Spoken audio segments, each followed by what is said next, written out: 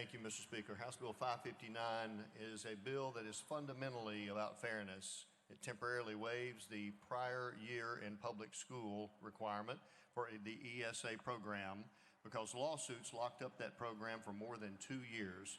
We intended to help a certain group of kids with the ESA program, and many of those have had to choose other routes for education since that time, which makes them technically ineligible, and this just grandfathers that group of kids in, so they are now eligible for the program.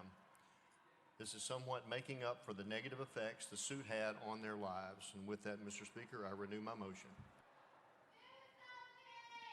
This is kind of special. You know, we were told when this voucher bill was bribed its way in a couple of years ago that it was for children who were in bad performing schools, it was inner city schools, it was all these horrible things we said, but we always said what it really was. It was a private school subsidy plan for wealthy kids, and now we're just going ahead and just saying it. We're just laying it on out there, and let's just be honest.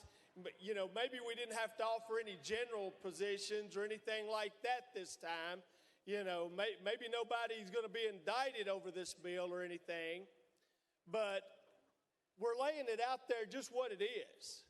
You know, this isn't to help any kid in a bad school. This is, okay, we've got a bunch of charter schools, and that's hurting the mid-level private schools in this state, so we've got to do something to funnel money to them. You know, the amount of a voucher in this state is about 40% of the average cost of a private school. Then on top of that, that poor child that they say they're trying to help doesn't have any transportation to and from that private school you're going to give him the voucher for, that you're only paying for 40% of his school. He's coming from an inner city home that, you know, we were told it's single parents or the parents, you know, are on drugs or something like that, we were told a couple of years ago. Just horrible situations that, you know, if you're voting against vouchers, you're against these poor children. Well, we see what it's for. It's a rich kid subsidy plan. It's private schools. That's all this is about. It's about taking money out of our public schools, out of those schools that we ought to be infusing money into, but we're taking money out of it. And it's a shame we're even discussing this legislation, because I was sitting in here and that board was open for 45 minutes so enough people could be bribed to pass the voucher legislation in the first damn place. Representative Mitchell, that is off the path.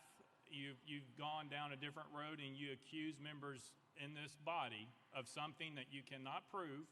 So I would ask you to refrain and stick to the legislation, please. Representative Mitchell. Well, I think 2 representatives did say that happened, Speaker.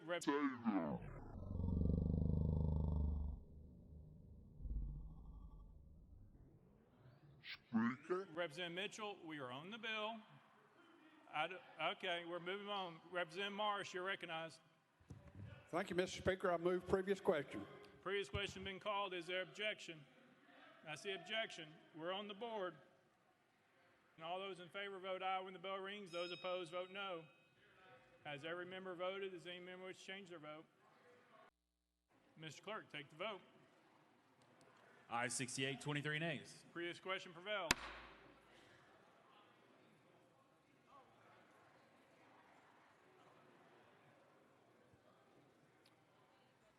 All those in favor of Senate Bill 638 vote aye when the bell rings. Those opposed vote no.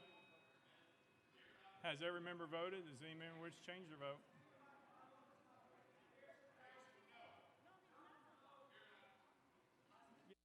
Mr. Clerk, take the vote.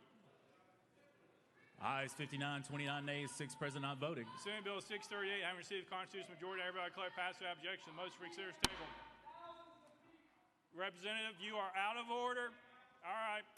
Leader, I take a 5-minute recess. Leadership, come up here.